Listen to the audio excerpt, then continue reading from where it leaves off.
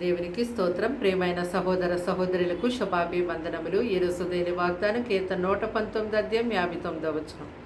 నా మార్గములు నేను పరిశీలన చేసుకుంటేని, నీ శాసనములు తట్టు మరలుకొంటిని. చూడండి, ఎవరికైనా సరే తాము ఏర్పరచుకున్నటువంటి మార్గము అది ఎట్టిదైనా సరే తమ దృష్టికి యథార్థంగానే కనిపిస్తుంది. అంటే నేను కరెక్ట్గానే ఉన్నాను, నాలో ఏ పొరపాటు లేదు అని చెప్పి తమను తాము సమర్థించుకుంటూ జీవించేస్తూ ఉంటారు.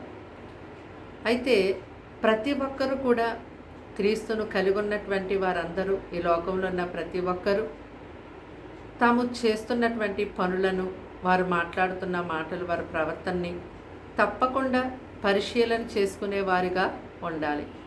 ఎలా పరిశీలన చేసుకోగలుగుతాం అంటే, ఉదయం నుంచి రాత్రి పండుకునే వరకు మరి నీవు ఏ విషయాల్లో ఏ రీతిగా నీవు స్పందించావో అదంతా కూడా తప్పకుండా ధ్యానం చేసుకోవాలి.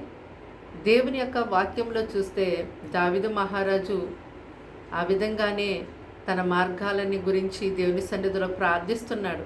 దేవా, నన్ను పరిశోధించి నా హృదయాన్ని తెలుసుకొనండి, నన్ను పరీక్షించి నా ఆలోచన తెలుసుకొనండి, నీ కాయసకరమైన మార్గం నా యందుందేమో చూడండి, నిత్య మార్గమున నన్ను నడిపించండి అని ఎంతో చక్కగా తనను పరిశీలన చేసుకుంటూ దేవుని సన్నిధిలో ప్రార్థించాడు.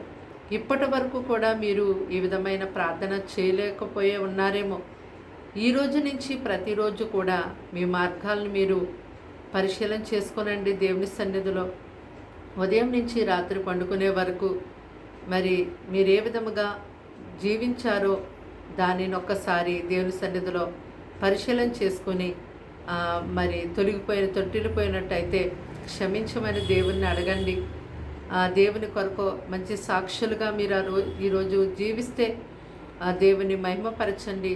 ఇలాగ ఈరోజు జీవించడానికి, ఇలాగ ఈరోజు చేయడానికి మీరు నాకు ఎంతో సహాయం చేశారయ్యా, కృప చూపించారయ్యా, మీకు ఎంతో స్తోత్రాలని దేవుని స్తుతించండి, కొనియాడండి.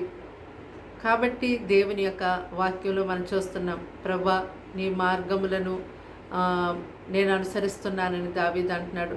నా మార్గములను నేను పరిశీలన చేసుకున్నాను, అయితే నేను నీ యొక్క శాసనముల తట్టు నేను తిరిగాను. ప్రభువా, నిన్ను సేవిస్తున్నాను, నిన్ను ఆరాధిస్తున్నాను, నిన్ను స్తుతిస్తున్నాను అంటున్నాడు.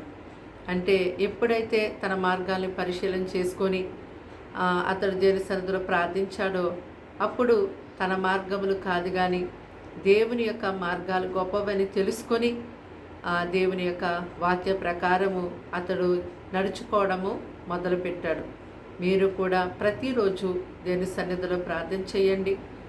తప్పకుండా దేవుడు మీతో మాట్లాడతారు. దాన్ని బట్టి మీరు దేవుని యొక్క మార్గంలో నడవగలుగుతారు. ప్రార్థన. దేవానికి వందనాలు, స్తోత్రాలు, స్తుతులు చెల్లిస్తున్నాం తండ్రి. ఈ మాటలు వింటున్న బిడ్డలు మీ రక్తంతో కడిగి ముట్టి స్వస్థపరిచి బలపరచండి. వారికి వారి ఇంటి వారికి నీ రక్షణ ఇవ్వండి. వారిని వారి పిల్లల్ని పోషించండి.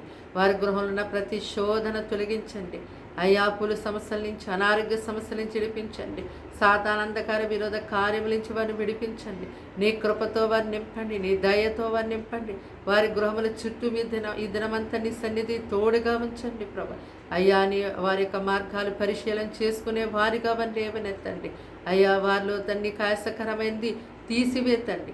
వారిని ఆశీర్వదించమని, బలపరచమని, చిన్నవారి మొదలు పెద్దవారి వరకు వారిని బలపరిచి దీవించి కాచి కాపాడమని, ఎవరైతే నీ తట్టు తిరిగి మొర్ర పెడుతున్నారో వారి ప్రార్థన అంగీకరించి వారికి మేలు చేయమని, సహాయం చేయమని యేసు నామములో ప్రార్థన సమర్పించి అడిగి వేడుకుంటున్నాం తండ్రి.